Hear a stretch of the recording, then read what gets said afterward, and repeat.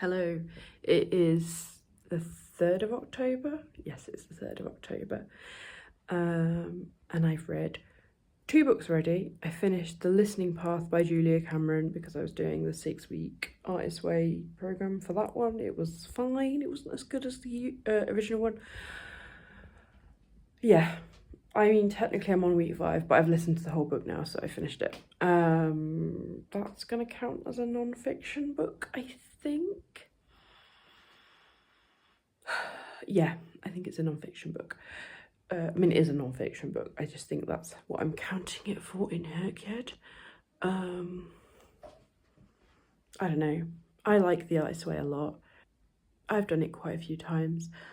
This was not the best book. I've done quite a few of the books. Then I finished The Fell by Sarah Moss. I want to say Sarah Moss. It was brilliant, 5 stars. It's quite short. I think it's like under 200 pages. It's about a woman who's like a single mum, and she goes for a walk during lockdown, during COVID. It's set near Manchester, like in kind of like a more kind of countryside-y location. But it refers to Manchester. It's like clearly near to Manchester. So she breaks the like restrictions because she's meant to be self-isolating, and then she has like an accident. I don't know if that's spoiling it. I feel like that's enough. You have like her POV, her son's POV, one of the people who tries to rescue her, their POV, and their next door neighbour who's like a older lady who lives alone. Really clever, really well written, just very literary, very beautifully written. Kind of a simple story, really. I have come across other books by this author, but I haven't read any of them yet, so I am gonna probably pick another one up because that was very good. Yeah. Lenny has his Halloween collar on. You can't really tell. The lighting is so weird right now. Oh, you're so tired, aren't you? It's coming to the end of the year now, and I realised that I'm trying to do a lot of other reading challenges. I'm trying to do book riot reading challenge. I've got one more book for that one that I need to read, and I'm also doing pop sugar reading challenge, and there's quite a lot of books that I need to read for that one. Obviously, all of the books that I'm reading for those pretty much are also counting for HRCYED. Some of them aren't because they're just not going to work. It's just not going to work, but I've tried to min-max it to do all of the reading challenges. So I feel like I'm always having a crisis about my hair at the moment. Yesterday I planned out my reading for the rest of the year so that I can finish the book riot reading challenge and the pop sugar reading challenge, and then we will see where we're at. Yeah, probably not going to do any of the things I said I was going to do, but I can only try.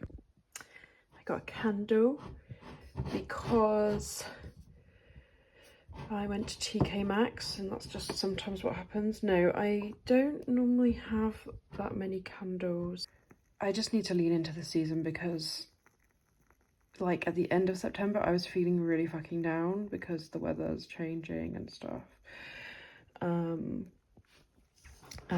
so I found a candle which I actually liked, so that is nice. And I got my nails done with like a kind of a transitional going into spooky season kind of a vibe. Yeah, well that's gone out, hasn't it? So yeah, I went through all my reading challenges, and there's a big pile of books down here by my bed, which are the ones I need to read before the end of the year. And if you look at my currently reading on Storygraph, it is still this one. I read the first chapter. I have still not read any more, but that's on the list. This is still on my currently reading. I did make some more progress with it. So I will try and finish that soon because I'd like to move on from it. And then this one, which yeah, again, made some progress, but just need to sit down and crack on with it. So I'm also reading something from NetGalley, which is called Crafting for Sinners. Can't remember the author, but I will put the picture in the corner to cover the bad paint job on my wall. It's, I don't know, it was promising. I try not to request things from NetGalley unless I'm like really want to read them and they can fit in with a new release for HRCYED. So it is October's new release. I'm partway through it. I think if I just sat down, I would probably be able to finish that this weekend. I just need to finish a book. Although I did really enjoy The Fell by Sarah Moss, so that's great. I'm also listening to the audiobook of, it's called Slayers, a Buffyverse story or something, by Christopher Golden and Amber, who plays Tara. I've lost her surname. It's not in my brain. It's more like a radio play. Like, it's basically a radio play, but it's been on my TBR for quite a while, and I got like 3 months of Audible for £3, like £1 a month. I've cancelled it now.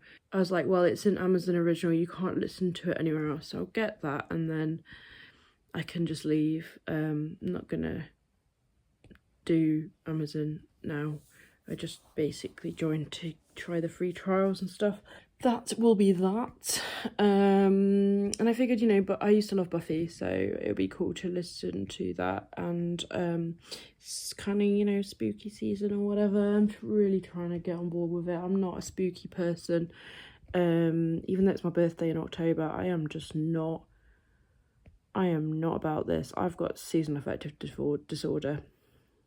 So the minute the summer ends, I'm just like, this is sad. I feel bleak. So yeah, I need to try and finish some more books. My priorities this month are actually to finish Crafting for Sinners, because it is the new release.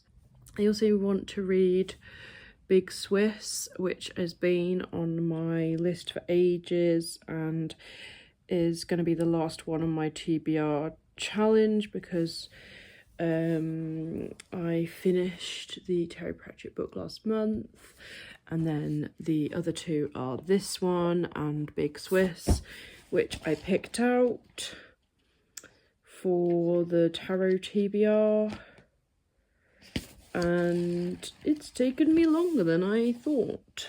Turns out when I have to read something that I'm told to read, I have pathological demand avoidance about that. No, that's not necessarily true, but it is slightly true. It's Amber Benson. I've just realised that's the co-author of the Buffy book. It's an alternate universe kind of book as well. Like, it's set in the Buffyverse 12 years later, but it includes characters from an alternate universe. So it's got Charisma Carpenter doing Cordelia, but like it's like a Cordelia from another universe where she was the Slayer, and so Cordelia is a Slayer in this version and is different from the canon Cordelia. And same with Anya and Tara, they're also in the alternate universe, which, you know, just means we can bring back characters that didn't, you know, don't want to spoil anything, but you know, Buffy finished probably 20 years ago now, so we can all just accept that that's me spoiling it. It's fun. It's got Spike in it. It's got Drusilla as well. I'm trying to think if there's anyone else notable from the original thing. Can't remember. And there's like a new Slayer as well, who's like 15 in the thing. Oh, it's meant to have Anthony Head in it as well as Giles, so that'll be really exciting. But But yeah, it is basically a radio play, but it's still a book. I'm gonna count it. And in the alternate universe, Tara is evil and she has a pet monkey, so that counts for exotic pet in the HRCYED prompt. It's books like this that make me wish I was allowing myself to double up on anything, because then I could do vampire and I could do spooky creature vampire, or spooky creature like most of them, and yeah, exotic pet, which are both difficult ones, I think, for me personally. But I am not doubling up, and that's what the challenge is for me, is to actually read a book for every category and only double up on the secret prompts. And I'm pretty sure I know what the secret prompt's going to be this month, and I think I know what I'm going to read for it, because it fits in with my Pop Sugar reading challenge too. So that works out well for me if I can get the book. I read Aces and Arrows. I helped to fund it on Kickstarter. It's an anthology of Ace and Arrow comics. I really enjoyed it. Had a really nice time. It was just really, really great to see the representation in that project. I liked it a lot. And then I finished This Is Where You Belong by Melody Warnick, which was one of my TBR challenge books. I'm really pleased I finished this. There was a time when I was feeling a bit like, oh, can I really be bothered to finish this? I wanted to read this because it was meant to be like a kind of a positive mental health, like self-care kind of a book. And I really needed to realign with like where I live, and feel kind of like inspired to do things to make where I live feel more like home, which it does feel like home, but sometimes I think I just need to be more focused and intentional about being proactive and getting involved with things. So this was nice in the end. It is quite dated. It's pre-pandemic, which I think makes a big difference.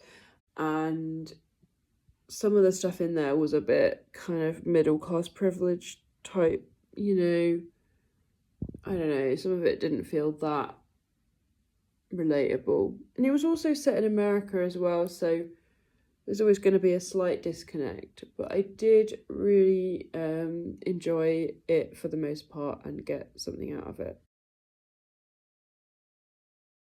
I also managed to get first in line at the library finally on BorrowBox for Amelia If Only, which is the new Becky Albertalli book. I really enjoyed it. It had bisexual representation, so I'm using that for my queer rainbow thing. It was just a really cute kind of YA, you know, it was just a reasonably good, well, probably better than reasonably good. Like I have said this before, I've become a bit picky about YA, but I did really enjoy this. I think I gave it 4 stars, so you know, I had a nice time. Then I read Hunchback, which is by Sao Ichikawa, and it's a really intense book about a disabled woman who also writes like porn and is really online and does a lot of like writing, and it was really interesting, but it was really short. It was only like just over 100 pages, and I feel like that kind of meant that it wasn't explored as in-depth as it could have been, or there could have been a more complicated story arc. I did really enjoy it. I don't want to say too much about it because it's just so short. It's really hard to start talking about it without explaining the entire plot, but it was really interesting. It's set in Japan, and I'm going to use that for the disability challenge. I read Get a Life, Chloe Brown by Talia Hibbert. I have never read anything by her before, but I thought it was alright. I gave it 3 stars. I think I would read the other books in the Brown Sisters trilogy. I think it's a trilogy. I was going to say it could be a contender for trilogy. No, we're not doing that. We don't do that here. We're not doubling up. It has fibromyalgia representation in. I thought it was nice. I didn't think it was like incredible, but it was fine. And to be honest with you, it's really nice to read these kinds of romance books that are actually set in the UK, because often they're not.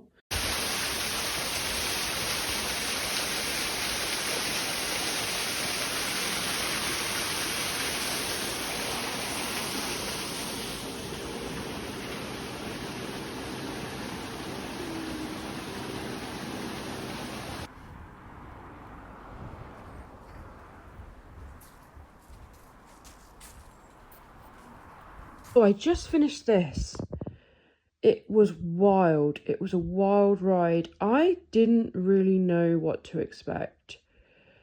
And I don't really know. I guess it kind of, I don't even know. I don't even know what to rate it. Like, all of the characters in this book are kind of fucked up or problematic or just kind of unlikable or annoying. And that's fine because I don't really mind that. The plot was kind of chill for a while, and then it just at about 200 and like kind of about, you know, kind of towards the end, it just lost it. Everything just blew up. It was like, oh my god. And I just couldn't stop reading it. I ended up just like compulsively finishing it yesterday. So, you know, that's the sign of a good book, really, isn't it? Yeah, I really enjoyed it. I mean, maybe it's a 5-star. Like, it's definitely not perfect. Like, I don't know. It's a perfect example of a good book, even if you don't like the characters, isn't it? I don't know. So I finished Big Swiss, and I also previously read James Acaster's Classic Scrapes, Raymond Carver's Elephant and Other Stories, This Is Where You Belong by Melody Warnick, and The Colour of Magic by Terry Pratchett. So I've done it. Let's see what happens. Let's see if it works when I go back to the bingo board. Yes, it's green. TBR Game Challenge is done. And I might have done Disability Rep Challenge as well by Sao Ichikawa. And the disability, I need to check what it is. Okay, it's myotubular myopathy. So we also did Get a Life Chloe Brown for fibromyalgia, sensory life on the spectrum, which is about autism, and dyspraxia, stumbling through space and time, and Sitting Pretty, which was about paralysis. And I've done it. There's like so many more books with this topic that I'm going to end up reading, but I think they will go on different things. Finally, I've made some progress. It just feels like it's taken so long. I've also got my old HRCYED prompts. And I did read a book I backed on Kickstarter / Indiegogo, and that's the Aces and Arrows anthology. So that is great. So good news, I finished Crafting for Sinners, but I think my issue with this book was the plot. The world building was amazing. The people were cool. I liked the characters. I liked the themes around like religion, being queer, being in a small town, etc. I'm not against trying like a thriller horror, but it felt quite repetitive. It felt like a cat and mouse chase that went through the whole book, and we didn't get much interaction between like the two main characters who were a couple. So I felt like I didn't get enough of their relationship to like be super invested. There was some kind of twist at the end. I really think this is so weird, but I really think that I kind of needed maybe like a afterward, like a, or like a, you know, 1 year later chapter or something. Or even like a sequel, more closure maybe. I don't really think it was badly written, but the way the plot went on just felt quite repetitive. But it did build up like suspense and horror, and it had loads of like visceral kind of body horror, gory moments, and that's just not really for me. So maybe that didn't help. But such a cool concept. Such a cool concept. I gave it 3 stars, I think. And I would recommend it if you like horror or thriller. Like if you're into that genre, you might like this. I think for me, I just kind of felt a bit frustrated. It felt like something was getting achieved, and then there'd be like every time a plan got thwarted or something else happened, and it was just all getting a bit much for me personally. I also finished the Buffy book slash audio play. I don't know how you would describe it. And I cancelled my Audible free trial. Goodbye, Amazon. I just wanted to leech off of you a little bit. Yeah, it was fine. I had a good time. It was so cool to hear people's voices. Charisma Carpenter's amazing. Definitely her and the young 15-year-old Slayer, who's like a kind of like an unknown, was never in Buffy originally or anything. They definitely felt like standouts in this. Like all their scenes felt really good. It had a monkey in it. It's going down for exotic pets. Job done. So I also made the little infographics based on what Sarah from Freshly Read Books created on Canva, and I just sort of made them a bit more me, just because, you know, I want to celebrate having actually done some prompts. So I made one retrospectively for the 24-hour reading challenge I did. Here it is. And then I made one for Disability Challenge, which technically is the next one I completed, even though it doesn't seem like that in this video, probably. Then I made one for TBR Challenge, which I did, and I am happy. I feel like, realistically, the next one I'm likely to finish could be the animal one, because I only have one more prompt to do on that one, and that is wild animal. Yeah. What a time. What a time. Very, very pleased to have made more progress, because it was feeling like I wasn't making any progress for a while there. And that's quite a few books off my shelf as well, which is my personal challenge. So, yes. Thanks for watching.